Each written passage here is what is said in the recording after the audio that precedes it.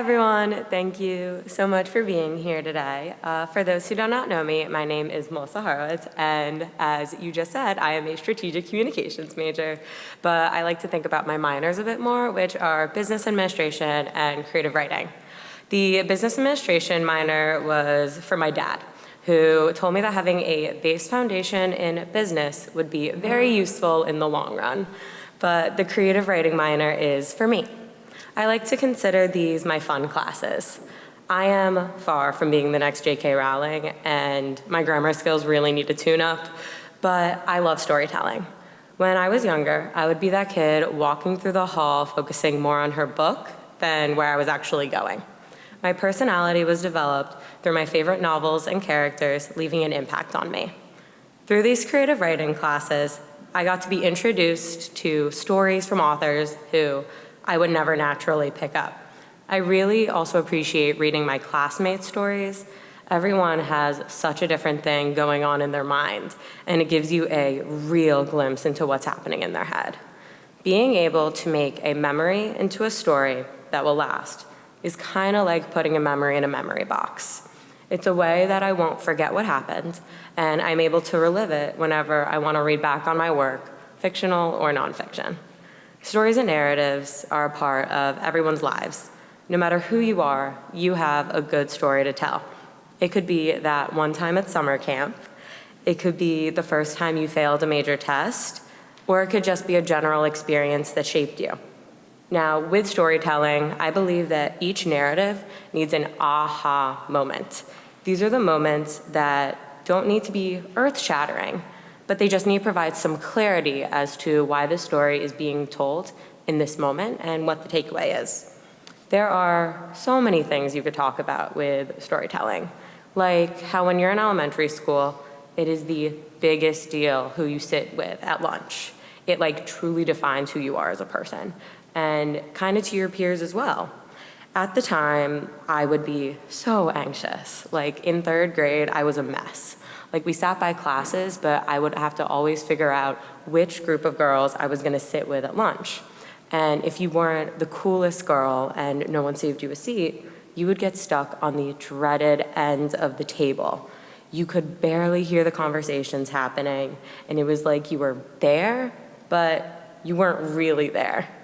This inspired me in 2010, when I was 11 or 12, to write a short story called The View from Table 10, kind of based off this idea. So it's still in workshop, and we'll never actually leave workshop for publication. Never, it's not happening. But it's about a girl who accidentally ends up in the middle of the cool table, and she sees the cafeteria in this brand new, strange way. The main character is a sixth grader, and I pulled a quote from it for you guys that I managed to find. So it starts like this: "How I got to be sitting at table 10, the popular table, is such a long story." Once you're actually there, sitting and talking like you've been besties with them forever, it's not that great of a feeling. You would think you'd feel cool sitting next to the people who obsess about everything, from clothes to makeup to boys to parties, but it doesn't feel that good. The truth is, not everyone is cut out for life as an alpha. To be that it girl, you have to give up so many things: your pride, your own mind, your dignity, and whatever makes you, you. That is really heavy for an 11-year-old. I'm kind of shocked I wrote that and put that down on paper. But yeah, the story goes on to talk about the crazy differences between elementary school and middle school, because, wildly different. Why freedom is not that fun of a thing, and why being popular kind of sucks. It may not be right for publication, but it has that aha moment that I was talking about, and early on too. The aha moment is that things are not always better on the other side. During middle school, when this amazing piece of art was written, I liked to friend group hop a lot. I wanted to be friends with everybody who I thought was just nice. I didn't see the school as a social ladder that I should be climbing, but as a trampoline park, full of different yet equal places to bounce around. I never had that desire to be in the in crowd, which is why writing was so much fun for me. What if I was that it girl? Would I like it? I never really thrived for the crowded, being in the big crowd in my real life. It wasn't really a priority for me. I've always been okay never having a proper clique of people. I have written so many stories about fictional and not fictional characters who question their choices not to pursue this alleged popularity. These stories are kind of what helped me be comfortable in my own skin while I was growing up and explore my ideas. They help me remember who I am at my core, but that's okay every once in a while to adventure out into new things. In my writing, I like to explore different topics. As taught to us in grade school, every story has the same set of bones. There's a hook, which is to get the reader to care about what is happening. There's a rising action to fuel the investment in the story. Then there's the climax, which is where the big thing happens, and then everything's downhill. You have a falling action where you prep for the conclusion, and then it's done. You conclude it. Longer stories have a bit more slopes, but that's the general gist of it. Where my writing always differed and still differs is that I am terrible at following this outline. I just want to make my own. I just want to break every rule that is given to me. When I'm supposed to be writing in third person, I'll write in first person just to spite whoever asked me to do so. I prefer to make my own outlines. Now, this could be me starting with a rising action, following it with the hook so you don't care until way too late into it. Then I'll conclude it, but before the paper's actually done, I'll have a climax.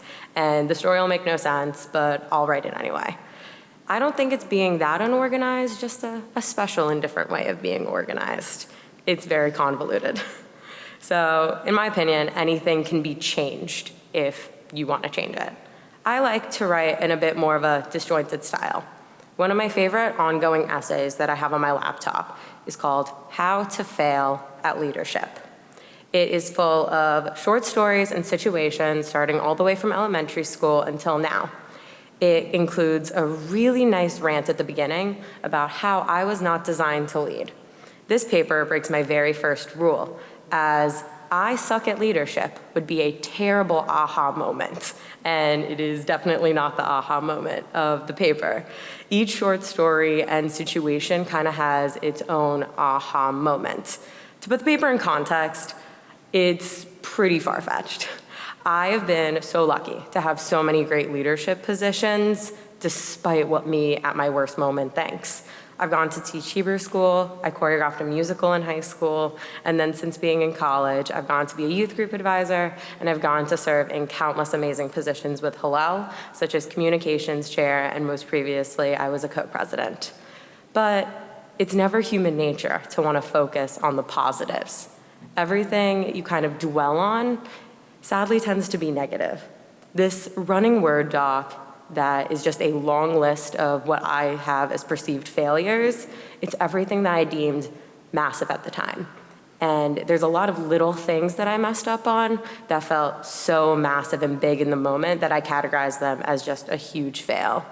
These include things that I never tried to do because I was anxious or scared, things I tried to get, but I lost or wasn't selected for it, and then some things that I actually got, but then once in the position, did not do as best as I thought I could have. I know that a lot of these mistakes that I'm talking about are so minute, but they mean the world when they're happening in the present.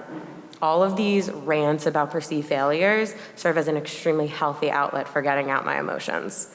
I tend to be an anxious person, which a few of you know, and in terms of putting myself out there, it's really hard when it doesn't go the way that you're hoping. Writing a story about it, including all of the really mean thoughts and raw emotions, is how I get through it. It's important to not forget about the failures or the perceived failures because you need them to grow.